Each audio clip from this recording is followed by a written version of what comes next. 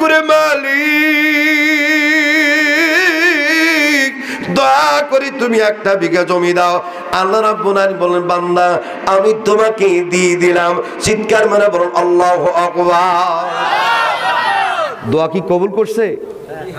দোয়া কবুল করলো, 1 বিঘা জমি দিল। এখন তো অভাব থাকার কথা না। অভাব কি থাকার কথা? অভাব নাই।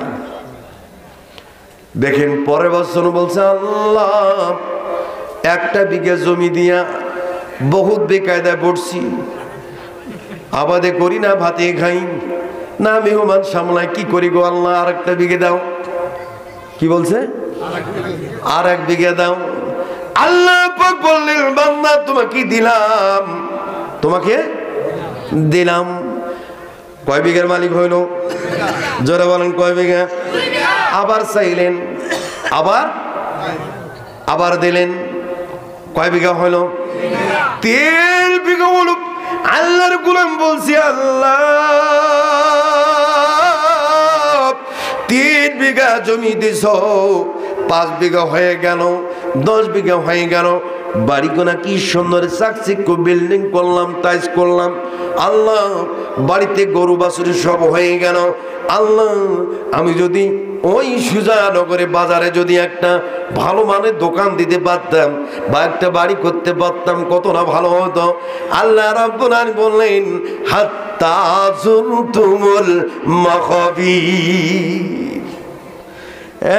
বললাম তোমার দোয়া আমি কবুল করেছি। তুমি যতটুকু চেয়েছ তার থেকে 3 গুণ না 10 গুণ বেশি দিয়েছি রে বান্দা। আবার তুমি চাও এখন তুমি গ্রামে থেকে শহরে বাসা বানাইতে চাও।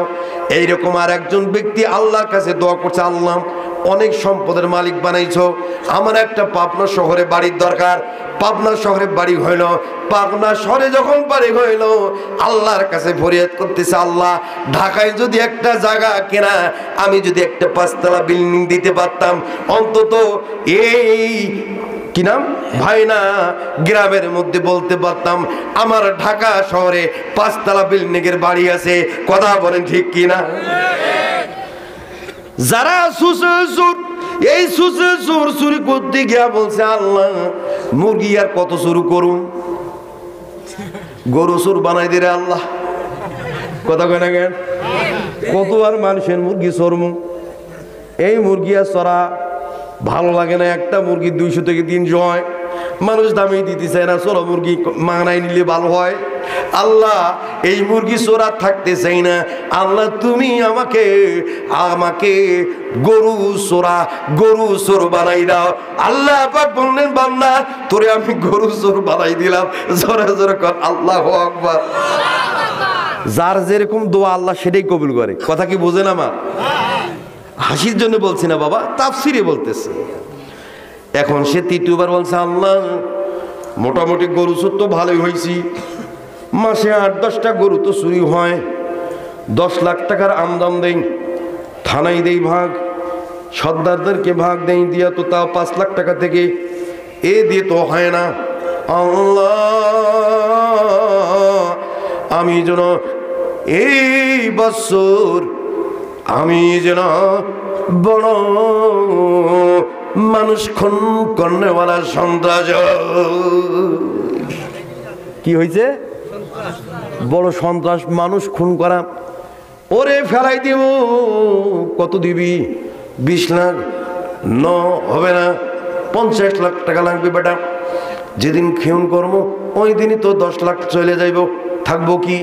আরো মামলা টামলা কত কিনা আছে, 1 কোটি দে। এইরকম তার চাওয়া, এইরকম তার কামনা। সে চোর থেকে মুরগি চোর থেকে গরু চোর থেকে এখন মানুষ খুন করনেওয়ালা সন্ত্রাস হইতে চায়। জোরে বলেন ঠিক কি ঠিক না? আরে ভাই মানুষ, আমিও মানুষ, আপনারও মানুষ। একজন মানুষ আর একজন মানুষকে কেমনি খুন করে? এটা একজন মানুষের ভিতরে যদি আল্লাহর ভয় থাকে, আমার নবীর প্রেম থাকে, কোরআনের উপর বিশ্বাস থাকে, নবীর বাণীর উপর যদি বিশ্বাস থাকে, এই মানুষটা কখনো একজন মানুষকে খুন করতে পারে না। কথা বলেন ঠিক কি না? আমার কথা কি বুঝছেন আপনারা? প্রিয় ভাইরা আমার খেয়াল করুন। খুব ইম্পর্টেন্ট কথা জায়গা মতো নিয়ে যাচ্ছে আপনাদের, খেয়াল করেন, খেয়াল করেন। আমাদের চাহিদা কিন্তু এইরকমই, কিন্তু ঠিক কিনা? চাহিদা এইরকম না, ছোট থেকে উপরে দিকে যায়। এলাকার একজন চান্দু মিয়া বলতেছে, ভাই এবার আমি নির্বাচনে দাঁড়াবো। ভাই নির্বাচনে মানে কি নির্বাচন? মেম্বারি নির্বাচন। ও আচ্ছা ঠিক আছে, মেম্বার নির্বাচন হলো। মেম্বার হওয়ার পরে এখন বলছে না এটা দিয়ে হয় না, একটা ওয়ার্ডের সেবা কেমনে করবো, ইউনিয়নের সেবা করবো। ইউনিয়নের সেবা করার জন্য আল্লাহর কাছে বিরোধনা করে, ইউনিয়ন চেয়ারম্যানও হয়ে যায়। কথা বলেন ঠিক কিনা? তাহলে দোয়া তার প্রথমে কবুল হলো মেম্বার, তারপর হলো চেয়ারম্যান, ঠিক কিনা? তৃতীয়বার বলছে আল্লাহ আমি যদি উপজেলার চেয়ারম্যান হইতে পারতাম। আচ্ছা বলেন তো আপনাদের নজরে মেম্বার থেকে ইউনিয়ন চেয়ারম্যান হয়েছে কি হয় নাই? এইবারও তো একজন ইউনিয়ন চেয়ারম্যান থেকে ডাইরেক্ট এমপি হয়েছে। কথা বলেন ঠিক কিনা? তার মানে তার দোয়া কবুল করেছে আল্লাহ পাক, তাকে ইউনিয়ন চেয়ারম্যান থেকে এমপি বানাই দিয়েছে, পার্লামেন্টের সংসদ সদস্য বানাই দিয়েছে। কথা বলেন ঠিক কিনা? এটার মালিক হলো কে? এমপি হওয়ার পরে যদি বলে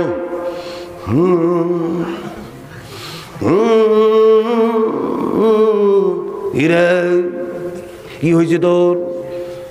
স্যার আমার তো এই হয়েছে, যা আমি দেখে নেব, ওর সঙ্গে কথা বল।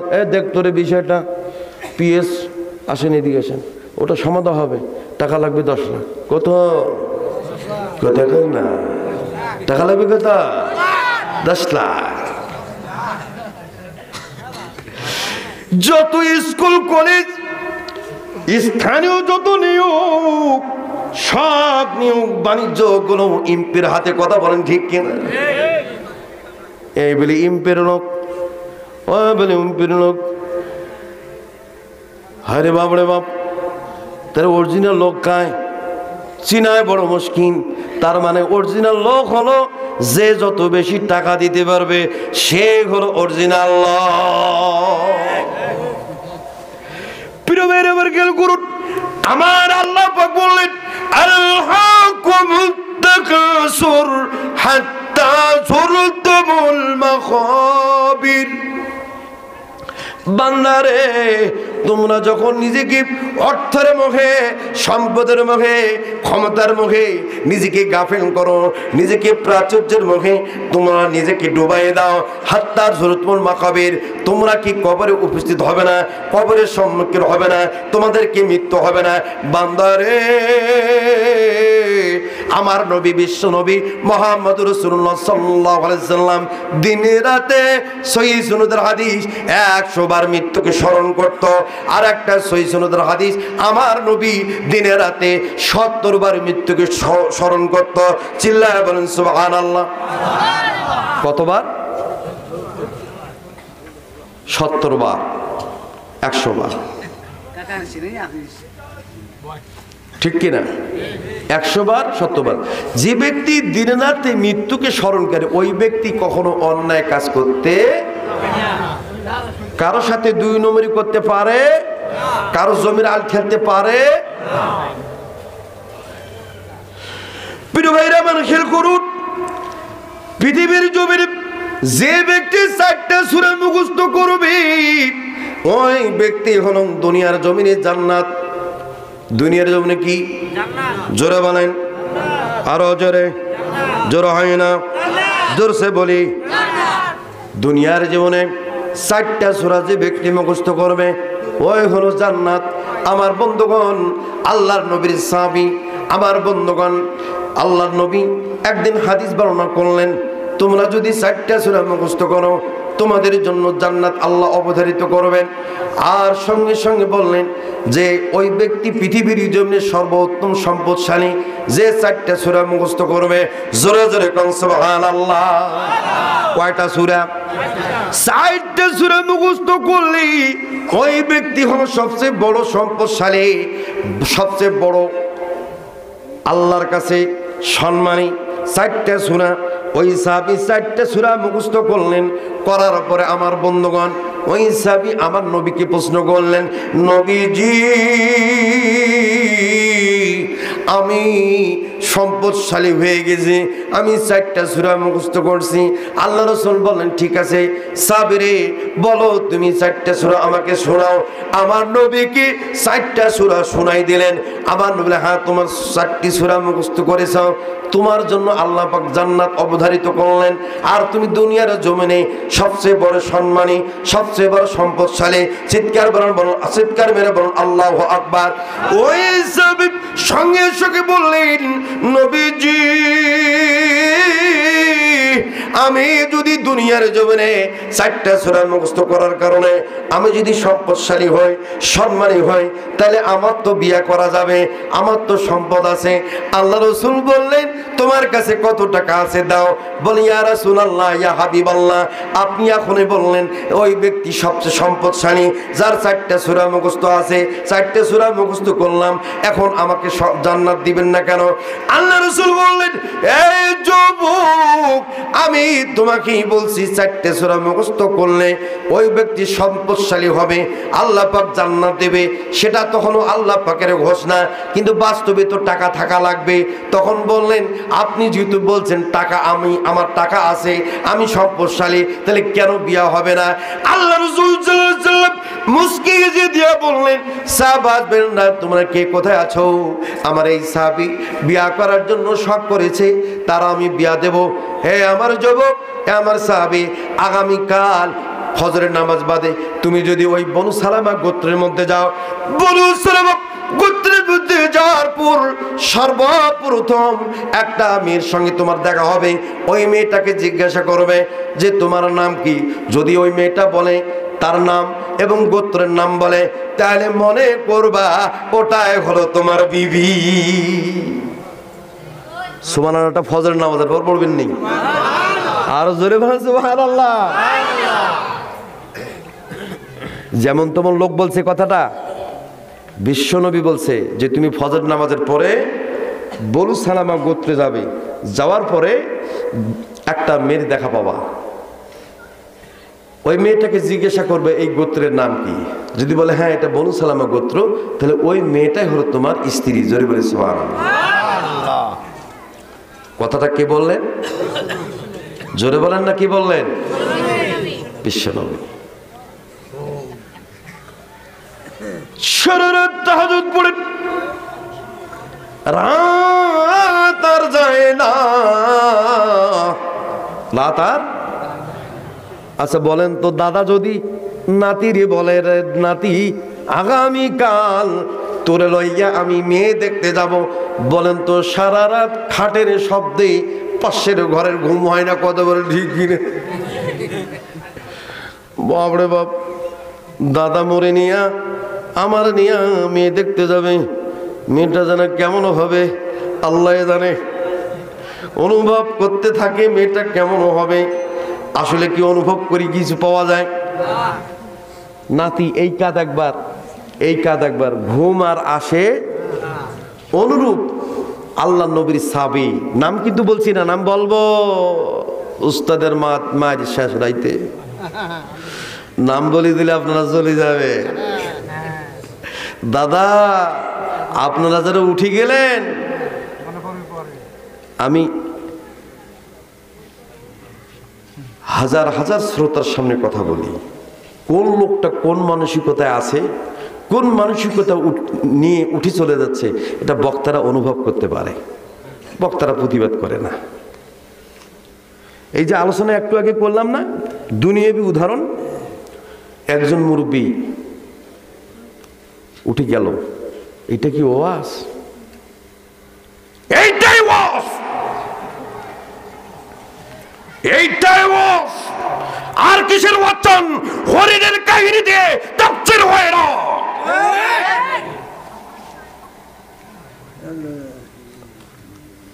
কিয়ামতের পুরো মুহূর্ত পর্যন্ত যাহা ঘটবে, যাহা ঘটিতেছে সব কোরআনের মধ্যে তুলে ধরেছে।